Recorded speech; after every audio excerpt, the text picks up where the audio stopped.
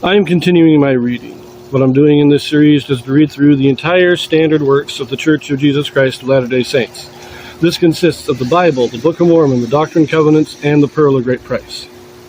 I am reading in a chronological order of events, not according to publication or volume, so I will be skipping around a bit as I move along. We are continuing with Isaiah now. This will be chapter 40, and this goes into more of his prophecies. And these prophecies, this is what a lot of scholars consider to be the other half of Isaiah.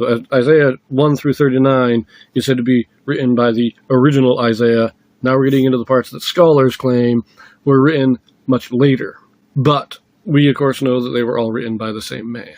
And so we read this. These chapters, first few here, are going to be fairly long. So we will see how well it goes. Isaiah chapter 40. Isaiah speaks messianically. Prepare ye the way of the Lord. He shall feed his flock like a shepherd. Israel's God is incomparably great. Comfort ye my people, saith your God. Speak ye comfortably to Jerusalem, and cry unto her, that her warfare is accomplished, that her iniquity is pardoned. For she hath received of the Lord's hand double for all her sins. The voice of him that crieth in the wilderness, Prepare ye the way of the Lord. Make straight in the desert a highway for our God. Every valley shall be exalted, and every mountain and hill shall be made low, and the crooked shall be made straight, and the rough places plain. And the glory of the Lord shall be revealed, and all flesh shall see it together. For the mouth of the Lord hath spoken it. The voice said, Cry, and he said, What shall I cry? All flesh is grass, and all the goodliness thereof is as the flower of the field. The grass withereth, the flower fadeth, because the Spirit of the Lord bloweth upon it. Surely the people is grass. The grass withereth, the flower fadeth, but the word of our God shall stand forever. So this opens up with saying, look, tell Judah, tell Jerusalem that it's all going to become. It's a time for peace, a time for service. You've suffered enough.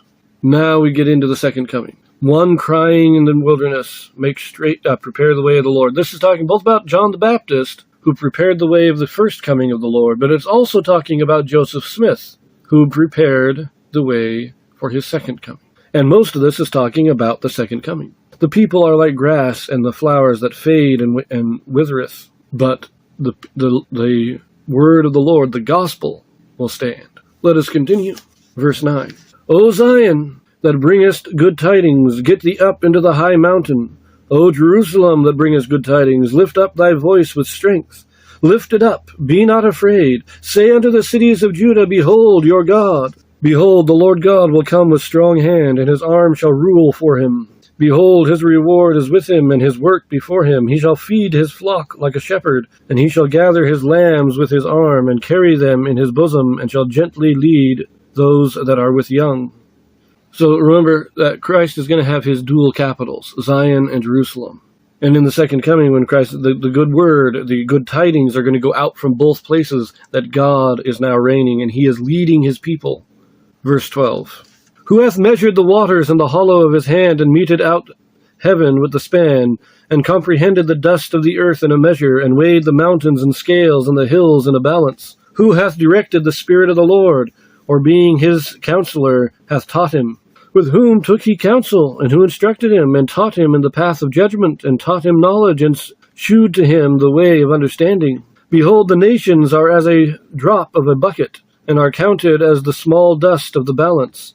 Behold, he taketh up the isles as a very little thing. And Lebanon is not sufficient to burn, nor the beasts thereof sufficient for a burnt offering. All nations before him are as nothing, and they are counted to him less than nothing, and vanity. To whom then will ye liken God? Or what likeness will ye compare him to? The workman melteth a graven image, and the goldsmith spreadeth it over with gold, and casteth silver chains. He that is impoverished, that he hath no oblation, chooseth a tree that will not rot. He seeketh unto him a cunning workman, and to prepare a graven image that shall not be moved.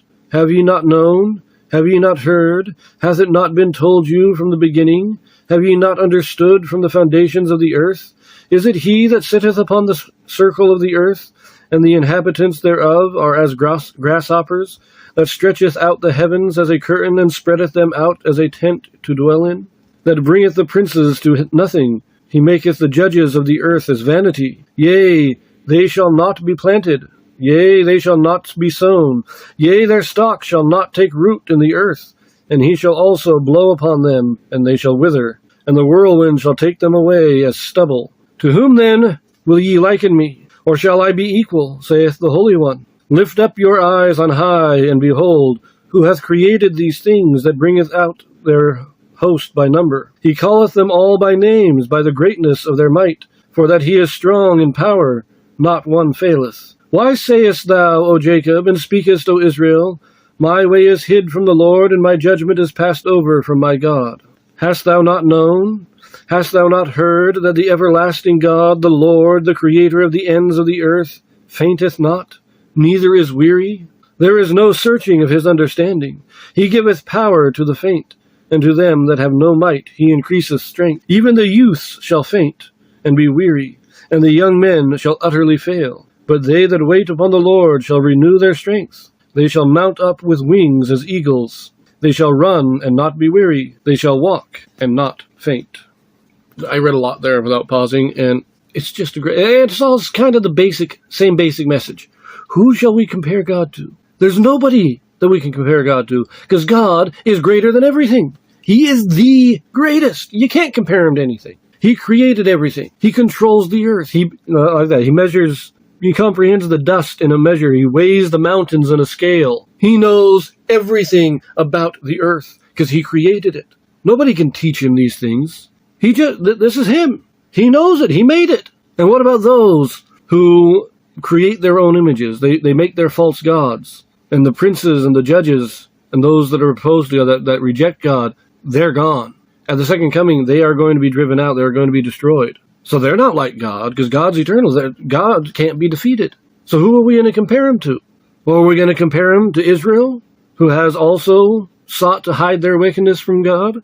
Don't they understand that God sees everything? That he never takes a break? He's never on vacation. He is always working, and he never tires of it. You can't hide stuff from God. And then the ending there. The youths shall faint, and the young men utterly fail. But those who trust on God, they shall run and not be weary. They shall walk and not faint. That is quoted in the Word of Wisdom, section 89 of the Doctrine and Covenants. Now these are the blessings of the faithful.